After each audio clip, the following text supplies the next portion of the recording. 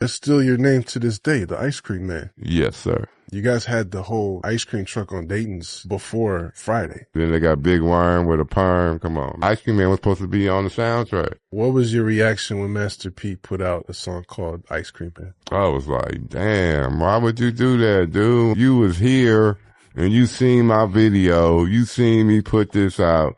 But you gonna come with Ice Cream Man too, and you gonna wear all white just like me. But I understand it why he did it though. Cause it wasn't for us. It was for the South. He took our game to the South and where it was fresh and blew it up. I ain't hating on him for that, but at least tell where you got it from. Did you know him before that song? Yeah, I played basketball against that nigga. I played ball against him, C-Murder and Silk. I played against him at the Y. Downtown Oakland at the Y. We used to ball. So you were like, damn, you could have just tapped in, bro. You could have. Yeah. The Shirley's and shit. Yeah, the Zach Tate, they took that from us. Yeah. So we felt like Friday, like, oh, niggas is biting. Like, we mad. Like, they keep taking from us and shit. You know, like you said, you pay your dues and all that, and you come out with another banger, the Ice Cream Man. And the concept seems to have been stolen by Master P. I think they said it went number 6 on the top R&B charts and like 26 on the top billboards. With no shout outs, no nothing to the Loonies during this making of the tracks or any of that. Right. Now, like, I would imagine with it charting and having success behind your guys' concept, I mean, that had to have been even more like, what the fuck, you know? Well, at the end of the day, it was already a movement from not only just the song, but the video. Because, you know, CNH, like I said, he was a car collector, win car shows and shit, all his old schools. Triple gold days and shit. He had legendary cars. He had a whole fucking living room for the tall ass trophies winning. So his idea was, since he put all the triple gold days, choosing Vogues on all the cars he got his collection, his idea was to buy a brand new ice cream truck and put that on triple gold days and Vogues, which has never been done in life. So he did that for the video. Master P has a record shop that we drop and drew down albums off on consignment in Richmond. You know, so you know what the fuck this is. You know what I mean? The whole Bay know what this is. It was so, P comes with the Ice Cream Man, and they set up a white ice cream truck on Triple Gold Day. He had a white Lexus on Triple Gold Days of O's, but he was dressed like CNH was in the Ice Cream Man video with the all white Ice Cream Man outfit on. The Bay Area has always been one of the most influential regions in hip hop culture, street culture, independent hustle culture, and overall originality. And when you really study the history of Northern California, especially cities like Oakland, Vallejo, Richmond, San Francisco, and even parts of Sacramento, you start realizing something important. A lot of the trends, slang, game, fashion, and personalities the world celebrates today were already being created in the Bay decades ago. One of the biggest examples of that is the legendary Ice Cream Man. Now, when people hear that name today, some automatically think about Master P because of his famous album, Mr. Ice Cream Man. But before that ever became a rap brand, the Bay Area already had its own Ice Cream Man identity, floating through the streets and culture. In Northern California, the Ice Cream Man wasn't just a person selling popsicles. It became a symbol of neighborhood hustle, street charisma, flashy style, and somebody everybody knew. It was connected to the culture of driving through neighborhoods, music playing loud, serving the people, and being recognized by the whole community. That image became iconic in California long before the mainstream industry got a hold of it. And this is where things get interesting. A lot of people forget that Master P actually came to California and built much of his empire from Richmond, California after leaving New Orleans. That's a fact a lot of casual fans overlook. Before No Limit became a national powerhouse, Master P was soaking up the independent grind and game that already existed in the Bay Area. The Bay was already known for independent distribution, trunk sales, mom-and-pop music shops, local celebrity culture, and rappers owning their own businesses. E40, Too Short, RBL Posse, JT the Bigga Figga, and so many others were already moving like entrepreneurs before the music industry fully respected independent artists. Master P studied that blueprint, and to his credit, he turned it into a massive empire. But at the same time, a lot of people from Northern California feel like California, especially the Bay Area, never fully got proper credit for how much influence it had on his style, presentation, and marketing.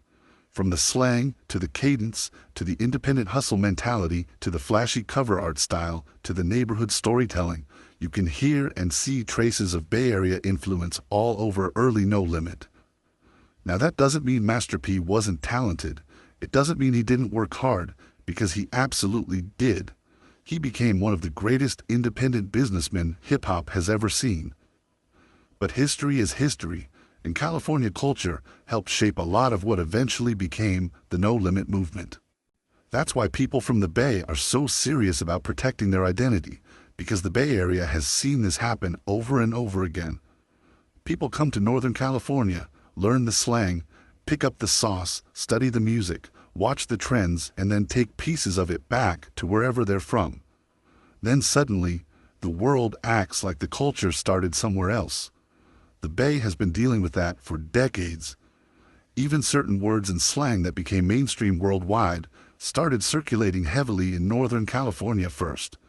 The Bay has always been ahead of its time when it comes to lingo, music production, car culture, independent business, fashion, and even internet culture before social media fully existed. That's why Bay Area people value authenticity so much, because originality matters.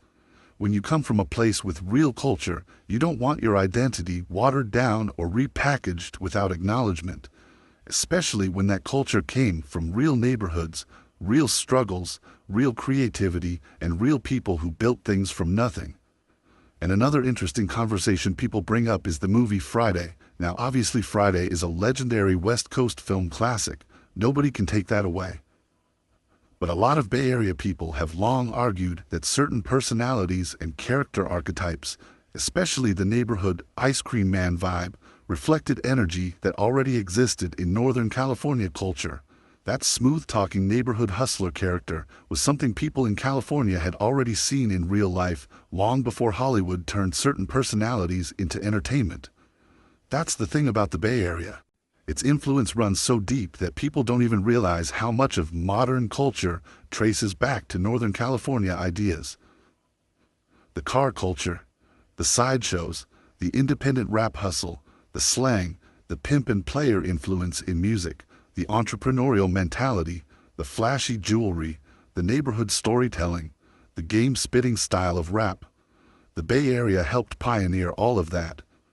And one thing about Bay culture is this: people there are extremely prideful about where they come from, not because they think they're better than everybody else, but because they watched the world repeatedly borrow from them while often leaving them out of the conversation. That can frustrate people, especially when outsiders profit from the culture more than the people who originally created it. But there's also another lesson inside all this. Influence is powerful. If people constantly imitate your culture, that usually means your culture is impactful. Nobody copies things that are weak. People imitate what moves people emotionally. People borrow from what feels authentic. And the Bay Area has always had authenticity. Even today, you can hear Bay influence all over music across America. Whether it's flows, slang, production styles, or independent marketing strategies, the fingerprints are still there. And honestly, one of the smartest things the Bay Area ever did was maintain its individuality, because despite all the copying accusations and outside influence, Northern California still sounds different, moves different, and feels different from everywhere else. That identity is priceless, because once a culture loses its identity, it loses its power. That's why it's important for younger generations to study history and give credit where credit is due. You can appreciate multiple regions while still acknowledging origins. There's nothing wrong with inspiration. Hip-hop has always been built on influence and evolution, but respecting the source matters too. And when you really study the story of the ice cream man, Master P's rise in California, and the overall spread of Bay Area culture, you start understanding how influential Northern California truly was, not just to West Coast rap, but to hip-hop culture as a whole. The Bay didn't just participate in the culture, the Bay helped shape it.